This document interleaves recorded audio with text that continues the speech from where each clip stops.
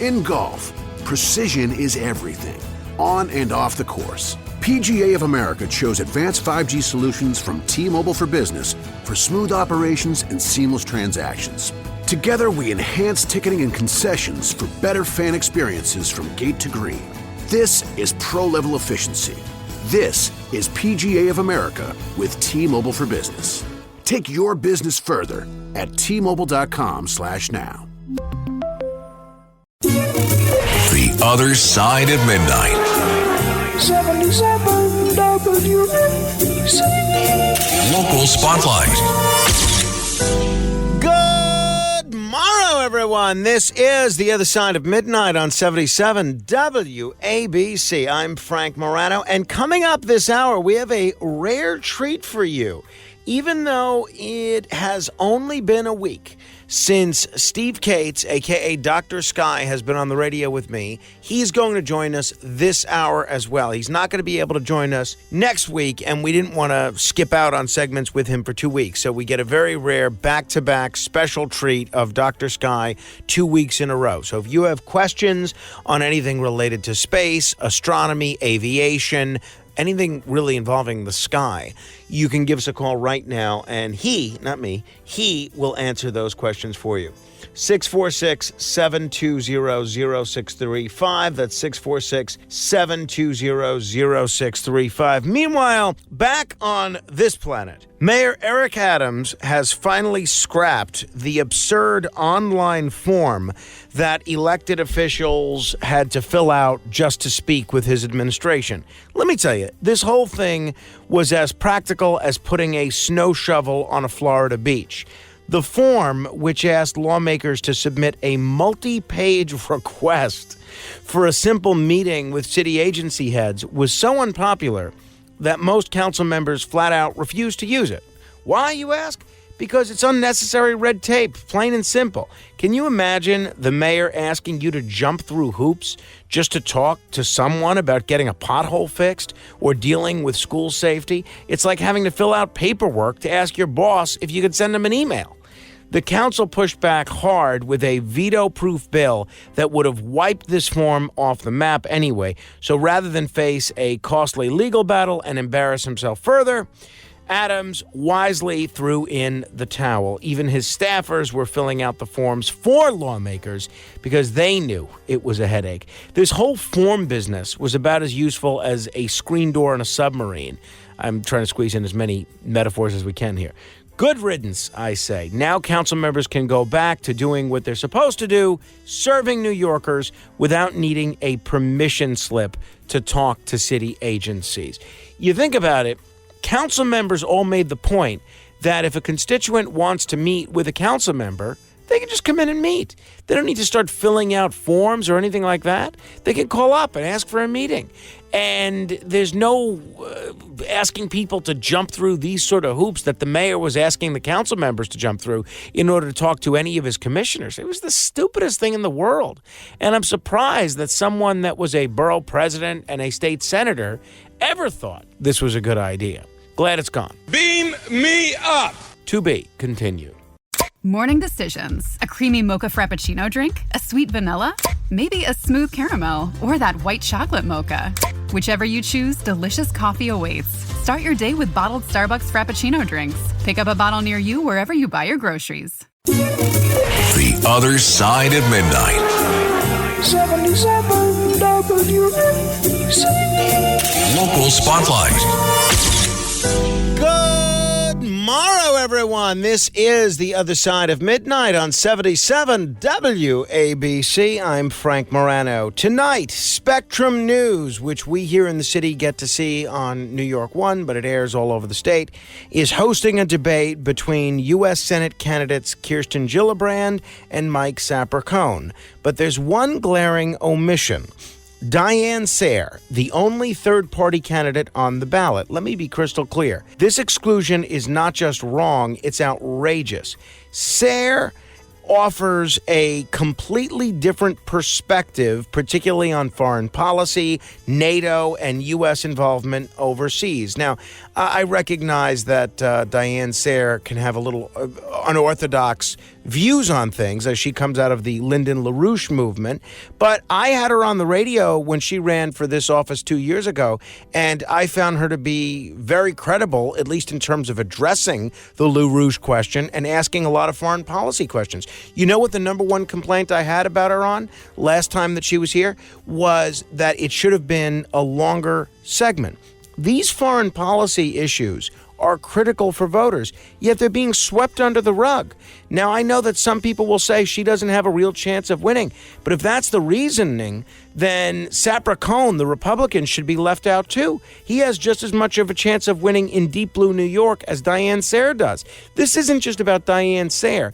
It's about the broader issue of how we treat third-party candidates and independent voters in this country. What message are we sending when we systematically shut out anyone who doesn't fit neatly into the two-party fold?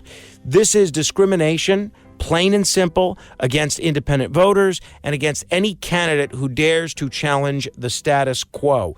The political establishment will never give third-party candidates a fair shake if we allow these debates to exclude them. We're supposed to have a democracy built on robust debate and choice. Yet here we are, letting major news outlets and political insiders decide who gets to be heard and who doesn't. Frankly, I'm strongly considering filing a complaint with the Federal Election Commission over this. This isn't just about one debate. It's about the integrity of our electoral process. If we keep letting these gatekeepers limit who gets to participate, we're doing a disservice to every voter in New York and across the country. So tonight, while Gillibrand and Sapricone debate, remember who's missing. The only candidate offering a truly alternative perspective. It's a sad day for democracy when our choices are silenced before we even get to hear them. Beam me up! To be continued. Build professional skills this semester with Adobe Creative Cloud and create standout work both in and out of the classroom. Save big on professional creativity tools. Students get 65% off Adobe Creative Cloud, including Photoshop, Illustrator, Premiere Pro, Acrobat Pro, and 20+ creative apps. No matter what project you're working on, Adobe Creative Cloud apps can help you take it to the next level. Visit adobe.com/student to learn more. The Other Side at Midnight. 77 WNBC. Local Spotlight. Mayor Adams sure knows how to dodge a question, especially when it comes to Donald Trump. In a press conference yesterday, Adams was eager to talk about just about anything except Trump. When asked multiple times about Trump, his comments, and his upcoming rally at Madison Square Garden, Adams deflected, saying New Yorkers should focus on the issues, and he's not going to go back and forth on comments that were made on both sides. Now, I've got a theory here. You see, Adams has endorsed Kamala Harris for president, but his reluctance to discuss Trump raises some eyebrows, doesn't it? Especially in a blue city like New York City. You would think he would welcome the opportunity to take some shots at Trump. Maybe Adams is hoping for a Trump victory in 2024, not because he's necessarily a fan of the former president's policies, but because Trump might be his best shot at getting these federal charges to disappear. Let's face it, Adams has been facing some serious heat from federal prosecutors lately, and Trump's public sympathy for Adams has only fueled the speculation. Trump even said at the Al Smith dinner, "Mayor Adams, good luck with everything. I think you're going to win." Sounds like more than just a friendly comment to me. Adams, of course, wants nothing to do with these Trump questions, but his evasiveness only makes it look like everything we're hearing is true. Could it be that Adams is secretly crossing his fingers for a Trump win to make his legal issues go away? Here's the bottom line. Mayor Adams can dodge questions all he wants, but New Yorkers deserve transparency. And this was Mayor Adams yesterday not answering the questions about President Trump. The New Yorkers need to hear the issues. And I'm just not going to get back and forth on comments that are made on both sides. Let's hear the issues. Let's vote for the candidates and exercise the right to vote. And while Adams is meditating instead of answering questions, you can hear from Trump himself today here on 77 WABC during my colleague Brian Kilmeade's radio show. Brian is on from 10 a.m. to noon. So tune in and see if Trump has anything more to say about his good friend, Mayor Eric Adams.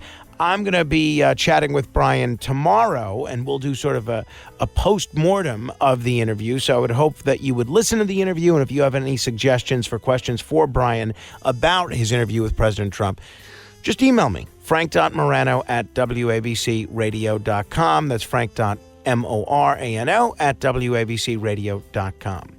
And there you have it, dodging and deflecting at its finest. Stay tuned for more fireworks. Beam me up. To be continued. Fellas, you know Degree Cool Rush deodorant, right? Well, last year they changed the formula, and guys were mad about it. One dude even started a petition. So guess what? Degree heard us, admitted they messed up, and brought the original Cool Rush scent back exactly how it was. And it's in Walmart, Target, and other stores now for under $4. So grab some and remember why its cool, crisp, and fresh scent made it the #1 men's antiperspirant for the last decade. Degree Cool Rush is back, and it smells like victory for all of us. The Other Side of Midnight. 77 WABC. Local Spotlight.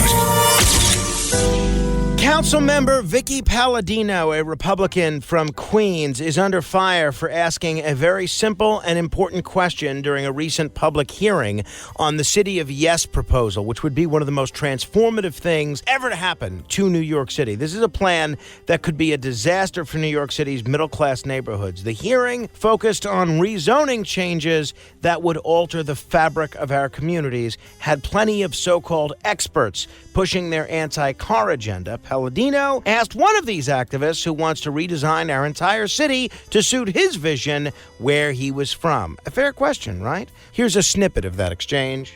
I'd like to start with Jackson. Jackson Chabot. First of all, where are you from? Originally, where were you born? And how long have you lived in New York? I was born in Cincinnati, Ohio. Cincinnati, Ohio. Okay. What's the population of Cincinnati, Ohio, my friend? About 600,000. 600,000. Correct. Now you move to the big city. Okay, so you're a newbie. You don't know a thing about New York or how we work. How dare you come to this panel with your so-called expertise? This is not Amsterdam. This is New York City. You have no idea what you're talking about, Jackson. We need our cars. That exchange, my friends, is what set off the critics. Now, why is it that asking where someone's from is so offensive? The fact is, transplants, especially those who have only recently arrived, don't have the right to insist that we redesign our entire city just because they hate people who own cars. Sorry, but as Councilmember Paladino herself pointed out on Twitter, New York is not Barcelona, it's not Amsterdam, and it never will be. And frankly, if those places are so great, maybe these folks should consider moving there. The truth is, New York City has worked the way it has for centuries.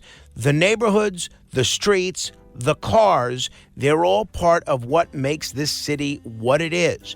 Gentrifying transplants who have barely had time to unpack their bags don't get to come in here and tell lifelong New Yorkers how to live. And the idea that we should radically reshape our city to fit the vision of someone who just got here, please, and no thank you. But it gets even worse when you realize who's backing these ideas. Paid lobbyists. The guy up there pushing to strip away car ownership rights and change our entire infrastructure is likely getting a nice paycheck to do so. So why should we listen to him at all? This is the kind of nonsense that Councilmember Paladino is standing up to, and I say right on, Vicki. New Yorkers don't need outsiders dictating what our city should look like. We need people who understand what makes this place tick, who know our communities and how they function, and who respect the needs of the middle class. Councilmember Paladino is defending the very essence of what it means to live in New York, and for that, she deserves our support, not attacks. Let's keep New York, New York. Beam me up. To be continued.